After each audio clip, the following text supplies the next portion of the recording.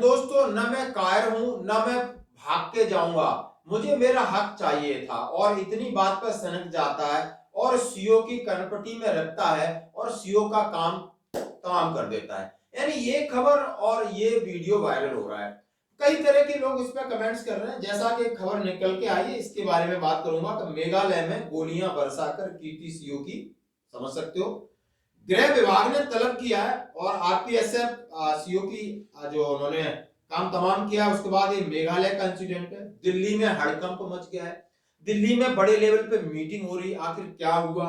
गृह मंत्रालय अलर्ट में आ गया है। उसमें इस तरह की बातें आप ये न्यूज सुन सकते हैं अमर उजाला ब्यूरो की है।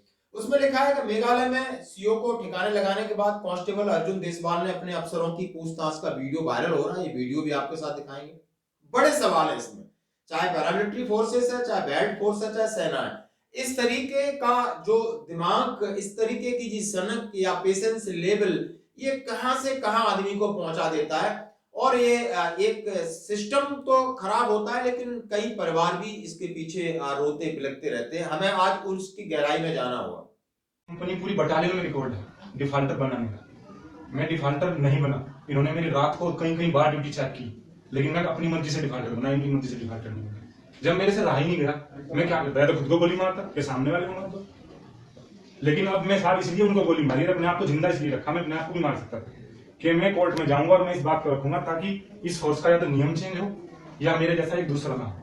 अच्छा, वो जोगिंदर कहाँ का था? वो सर वो मेरा दोस्त था, वो मेरठ का था। उसने मेरे को रोका, मैंने उसको कहा, धक्का भी दिया, लेकिन वो मेरे पीछे पीछे आया। जैसे ही वो भागे, इसी साथ राउंड लिया गार का, तो वो ऐसे आ गया, मैं ऐसे था। गाड़ी तिरछी थी तो रिकोचिट होकर गोली उसको लगी।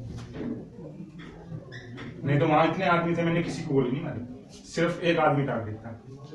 और सर एक बात और कहना चाहूंगा, तसल्ली से यहाँ रख के गोली मारी, मुझे बड़ी तसल्ली। छुट्टी न मिलने पर गोलियां बरसाने की बात स्वीकार कर रहा है। जब अफसरों ने कहा कि छुट्टी नहीं मिली तो तुम भाग सकते थे, जवाब में सिपाही ने कहा, साहब मैं कार नहीं हूं और ना ही भगोड़ा हूं। मुजफ्फरनगर के बसेड़ा निवासी आरपीएसएफ के जवान अर्जुन देसवाल ने वारदात के बाद मेघालय के हॉस्पिटल में अफसरों की पूछताछ का वीडियो वायरल। आरोपी अर्जुन ने जब यह सवाल किया कि तूने सीओ का परिवार बर्बाद किया, तो उसने जवाब में कहा कि मेरा भी तो परिवार बर्बाद हुआ है। उसका क्या, मेरी शादी के लिए मुझे देखने वाले आ रहे थे। 8 महीने से मुझे छुट्टी नहीं दी थी। कांस्टेबल का दर्द किसी को नहीं दिखता। 1 साल से ज्यादा मैं बीमार रहा, बावजूद इसके मुझे लगातार ड्यूटी कराई जा रही है। मानसिक और शारीरिक टॉर्चर किया जा रहा। 28 दिन मैं बिना कुछ खाए पिए रहा। दिल्ली के पानी से मेरे पेट में इन्फेक्शन हो गया। डॉक्टरों के कागज दिखाने के बाद भी मुझे छुट्टी नहीं दी गई। सीओ के पास भी छुट्टी के लिए गया। सीओ ने कहा मेरे पैर छूने पड़ेंगे, मेरे सामने रोना पड़ेगा, तब छुट्टी मिलेगी। अपने गुस्से पर काबू नहीं रख पाया और मैंने ये काम कर दिया। छुट्टी नहीं मिल रही थी तो भाग सकते थे। अफसरों के सवाल पूछने का मैं भगोड़ा नहीं हूं, न कायर हूं। मेरा मानसिक संतुलन भी ठीक है। मैं कोई मनोरोगी भी नहीं हूं। तुमने बहुत गलत किया। अफसरों के ऐसा कहने पर देसवाल ने कहा, सीओ ने भी बहुत गलत किया है। छुट्टी देने के नाम पर मुझे टॉर्चर किया है। मेरी तरह सैकड़ों कांस्टेबल उत्पीड़न सह रहे हैं। अब मैं उनकी लड़ाई लड़ूंगा। हाँ जी दोस्तों, लेकिन मैं तो मरूंगा, मुझे पता है, लेकिन जो हमारे और कांस्टेबल हैं उनके लिए मैं लड़ूंगा। मुझे पता है फांसी तो होनी है। नहीं था, मेरी तो जिंदगी खत्म कर दी उन्होंने। आपसे बोला हमने, अपने कमांडेंट साहब से बोला, साहब अब मैं बताऊं, मैं कांस्टेबल हूं, मैं ड्यूटी करूं, मुझे हरासमेंट किया जा रहा है मेंटली। मैं एसीओ तक गया, लेटर लिखे 6 महीने तक, पुटअप नहीं हुआ। जबरदस्ती मैं चैम्बर में घुसा। सीओ साहब के चैम्बर में, हमारे राजीव वर्मा साहब जी सर, उनको मैंने सारी बात बताई। मुझे छुट्टी नहीं मिली जी सर। सी कंपनी नहीं, शादी नहीं मिली। शादी होने कहा थी साहब में, मुझे 8 महीने छुट्टी नहीं छोड़ा साहब। मैं 2015 का हूँ, 1/8/2015 जी सर। प्रोविजन पीरियड पूरा हो गया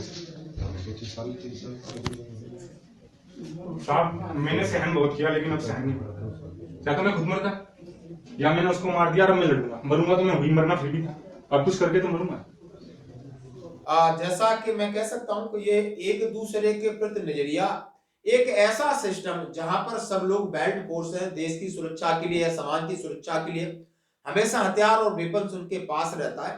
तो जो सीनियर अधिकारी उनके पास समझ ज्यादा है, उनका मानसिक लेवल हमसे ज्यादा बड़ा है और जो नीचे रहता है वो 24 घंटे की ड्यूटी रहेगा और उससे उसको प्रताड़ित किया जाएगा। यदि कोई बोलेगा आप मेरे पैर छूओगे और इस तरीके के किसी भी प्रॉब्लम को सुनना पहले बहुत जरूरी है, समझाना, उसको वक्त देना बहुत जरूरी। चाहे आप किसी भी बड़े पद पे हो, भगवान नहीं हो सकते, नहीं तो आप भी इन ऐसे इंसिडेंट के जिम्मेदार आप भी हो, क्योंकि आपको जो ओहदा दिया गया है और जो आपको जिसको तनख्वाह भारत सरकार दे रही है उसके लिए आप परिपक्व नहीं है, आप मेच्योर नहीं है। आप कानून के तहत किसी को भी दोषी मानना और किसी को भी दोषी साबित कर देना और किसी को भी सजा देना, ये आपका अधिकार हो सकता है, लेकिन ये अधिकार तभी सुरक्षित है जब आप सिस्टम की बात को लेकर चल रहे हैं। जब आप अपने मनमाने तरीके से कर रहे हो तो कहीं ना कहीं आपको अपने गिरेबान में झांकने की जरूरत है।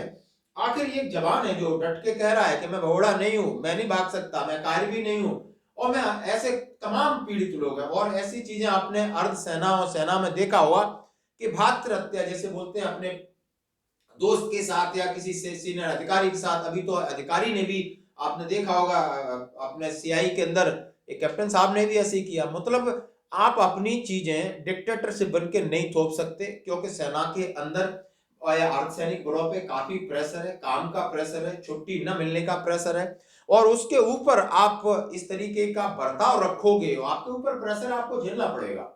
लेकिन आपका बर्ताव अब सुधारने की जरूरत है, ये चीज सबको एक्सेप्ट करनी पड़ेगी। यदि आप अपने उस घमंड में रहे कि नहीं मैं तो मैं ही हूं और मैं के अंदर फिर इस तरीके की चीजें आएंगी, जो कुछ होगा होगा। उन्होंने कहा कि काफी कुछ हमने सहने की कोशिश की लेकिन नहीं सह पाया, आखिर मेरी गुस्सा आ गई। और जैसा हम जानते हैं कि आज के युवा में घर में भी बेटा बाप की नहीं सुन रहा है, पत्नी पति की नहीं सुन रही है, हर आदमी कहता है मुझे मत खिलाओ लेकिन मेरे ऊपर एहसान मत दिखाओ, मुझे गलत शब्द कोई किसी की सुन नहीं रहा है, छोटी छोटी बातों पर वारदातें हो रही हैं। उसी समाज का हिस्सा है जो हमारे पैरामिलिट्री फोर्सेस और फोर्सेस में है। आप कानून के तहत कार्रवाई करें, लेकिन आपका जो बातचीत का रवैया है बहुत अच्छा है और रखना पड़ेगा। और बाकी जो जवान है उनको भी अपना पेशेंस लेवल मानसिक रूप से शारीरिक रूप से बढ़ाना पड़ेगा। ऐसी चीजें जब आप कर तो देते हो लेकिन इससे सिस्टम नहीं सुधरता है, इससे बहुत सारे परिवार बिलखते रह जाते हैं। उसकी माँ का भी स्टेटमेंट देखिए, उसकी माँ गुमसुम है, आंसू थमने का नाम नहीं ले रहे हुए, कहती है कि मेरे बेटे ने क्या कर दिया, अब उसकी जिंदगी का क्या होगा। ड्यूटी पर रहने के बाद अर्जुन हर दूसरे तीसरे दिन घर पे फोन कर लेता था। तो ये चीजें हमें पछतावा के अलावा कुछ नहीं मिलेगा। और अब ये गृह मंत्रालय हो चाहे और बड़े पद पर जो नेता बैठे हैं, कई बातें करते हैं कि जवान को 100 दिन छुट्टी मिलेगी, उनको रेस्ट मिलेगा, रेस्क्यू मिलेगा, रिलीफ मिलेगा, रिक्रेशन मिलेगा, काउंसलिंग होगी, योगा होगा। ये सब कागजी बातें हैं, ग्राउंड पे कुछ भी देखने को नहीं मिल रहा है। इन चीजों से हमें सबक लेना है। धन्यवाद दोस्तों।